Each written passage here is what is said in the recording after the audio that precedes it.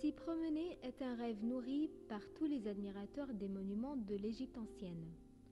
Vivre dans ce milieu calme est un espoir que tout romantique aimerait réaliser. De cet endroit émane le parfum d'un temps passé, un temps où les anciens Égyptiens détenaient la civilisation et personne ne les concurrençait. De ces vallées et oasis dispersées dans le désert occidental de l'Égypte émanent des échos de l'histoire ancienne. Ce lieu est le gouvernorat d'El Wadi El Gadid, ou la Nouvelle Vallée. Il représente 44% de la superficie de l'Égypte et 66% de la superficie du désert occidental. Il compte 3 oasis, à savoir Al-Kharga, Al-Dakhla et Al-Farafra, et 5 départements administratifs, Al-Kharga, Al-Dakhla, Al-Farafra, Paris et Balot. La capitale du gouvernorat est Al-Kharga. Les oasis d'Al-Dakhla, en arabe Al-Dakhla veut dire interne, sont situées entre les oasis d'Al-Farafra et les oasis d'Al-Kharga et leur capitale est Mout. Ce nom est tiré de Mot, l'épouse du dieu Amoun.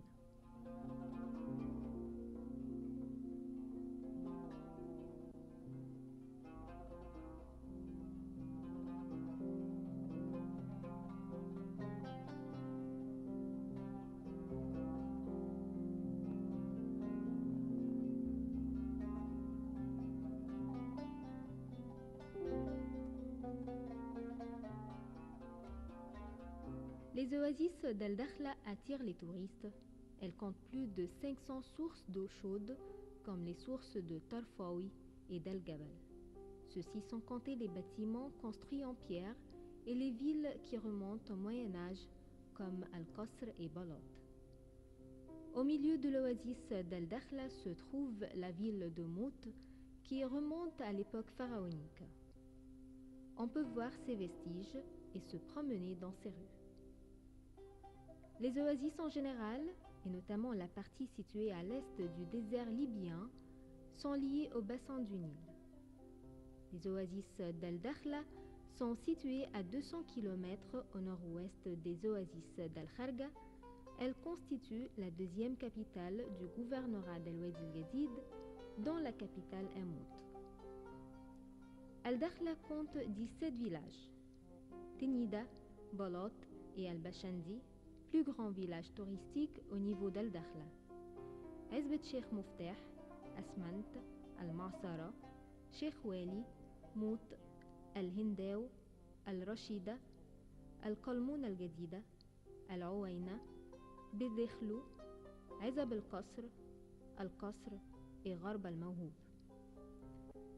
Les oasis d'Al-Dakhla sont connus pour leurs monuments qui datent de plusieurs siècles. Le village de Bashandi est bâti dans le style pharaonique. Il est situé à 40 km à l'est de Mout. Il renferme des tombes et des nécropoles en forme de mastaba remontant à la 6e dynastie. Il y a aussi des tombes bâties dans le style islamique ou dans le style romain. Le village islamique de Balot remonte à l'époque turque. Il est toujours habité. Il renferme des tombes en forme de mastaba remontant à la 6e dynastie avant Jésus-Christ, une tombe grecque et le temple de Deir al-Hagar qui remonte à l'époque romaine et comporte des inscriptions représentant la vie religieuse de l'époque. Ce temple est consacré au dieu Amoun et son épouse Mout. Le village islamique d'Al-Qasr remonte à l'époque ayoubide. Il renferme un minaret en bois composé de 3 étages d'une hauteur de 21 mètres ainsi que des paliers en bois sur lesquels sont inscrits des versets coraniques.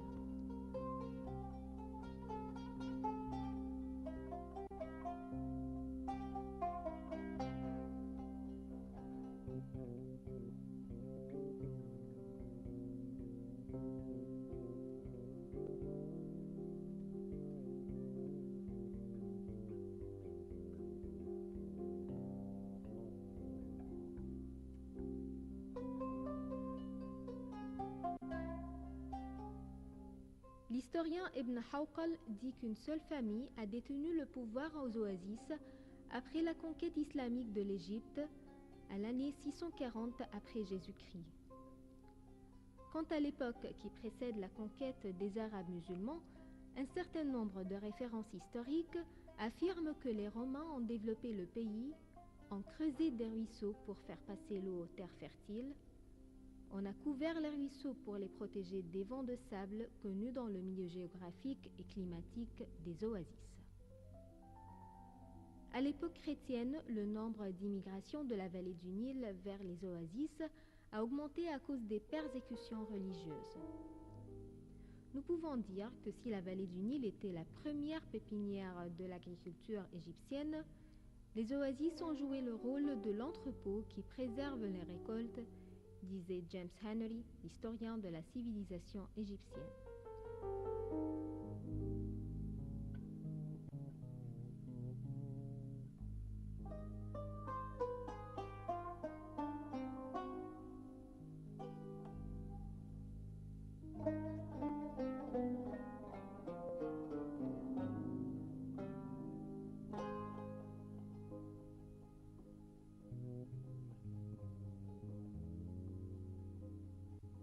Le village d'Al-Qasr al-Islamiyya est l'un des traits marquants des oasis d'Al-Dakhla.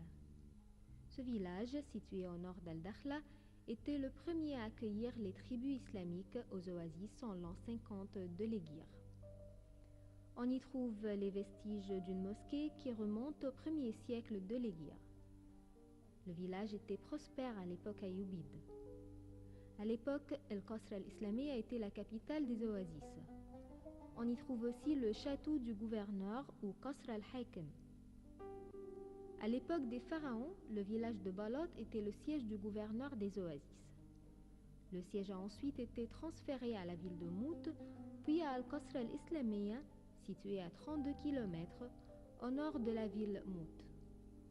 Rappelons que c'est l'un des tout premiers villages à témoigner des conquêtes islamiques en l'an 50 de l'Hégire.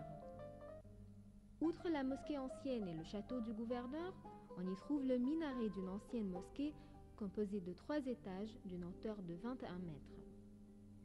Le village comprend aussi un grand nombre de mosquées datant de l'ère turque et mamelouk.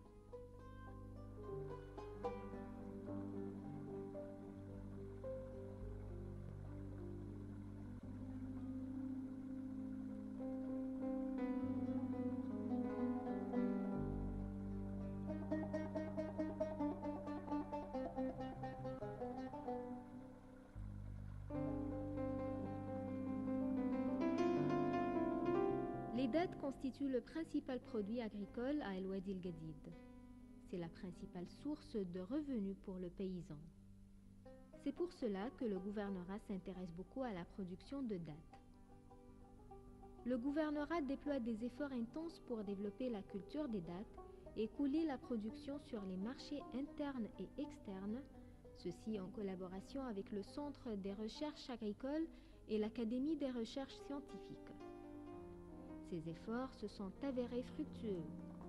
La productivité d'un seul palmier est passée de 35 kg en 1995 à 50 kg en 2008, ce qui a aidé à augmenter le revenu du paysan et améliorer son niveau de vie. Le gouvernorat exporte environ 10 000 tonnes de dattes chaque année vers les pays asiatiques et européens. Le gouvernorat se distingue aussi par son arabesque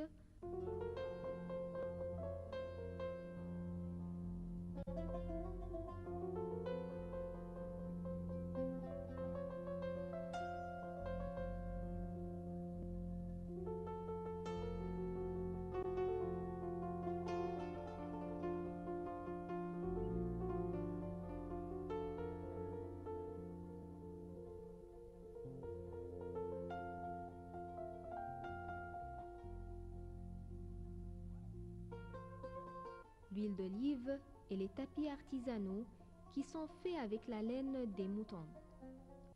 Il est connu aussi par sa poterie et les paniers en osier ou en feuilles de palmier destinés à conserver les aliments. Malgré l'expansion de la vie urbaine, on trouve encore des terres vierges aux oasis.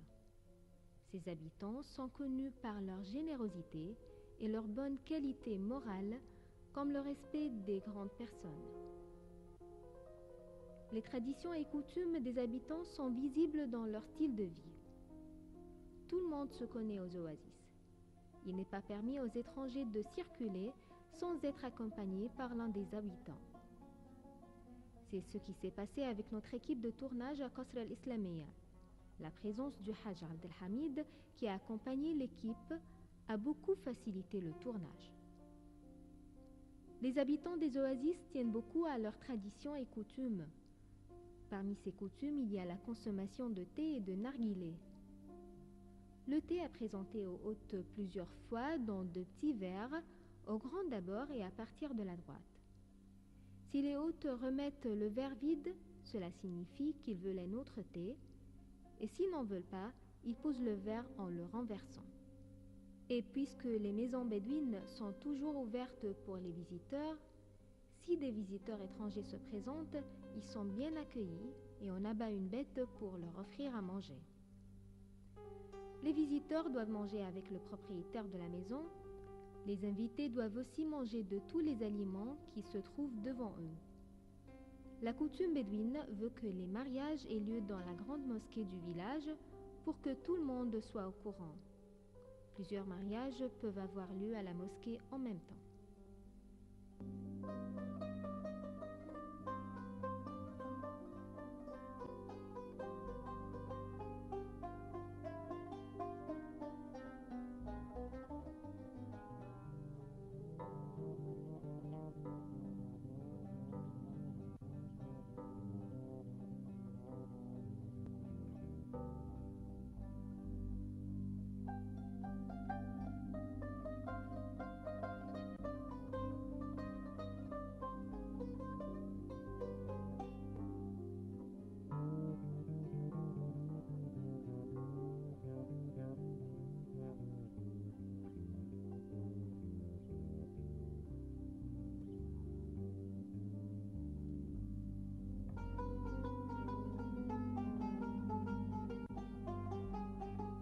Les oasis d'Al-Dakhla se caractérisent par leur architecture traditionnelle.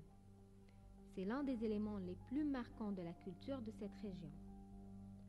Cette architecture est étudiée par l'écologie qui cherche à réaliser une compatibilité entre les besoins de l'homme et les données écologiques naturelles. Les oasis se distinguent par un magnifique style architectural fin et adapté à l'environnement. Ce style apparaît clairement dans la masse urbaine et dans la vue générale des logements, des rues, des ruelles, des avenues, des établissements de services et des mosquées, sans oublier les dômes et les tombeaux. Les régions urbaines aux oasis sont généralement construites sur de larges plateaux. Ces derniers sont entourés de clôtures permettant de contrôler les entrées et les sorties des personnes à travers des portails. Ces portails sont fermés pendant la nuit et ouverts dès l'aube. Ceci pour des raisons de sécurité, afin de se défendre contre les attaques répétées des Bédouins qui viennent piller les habitants.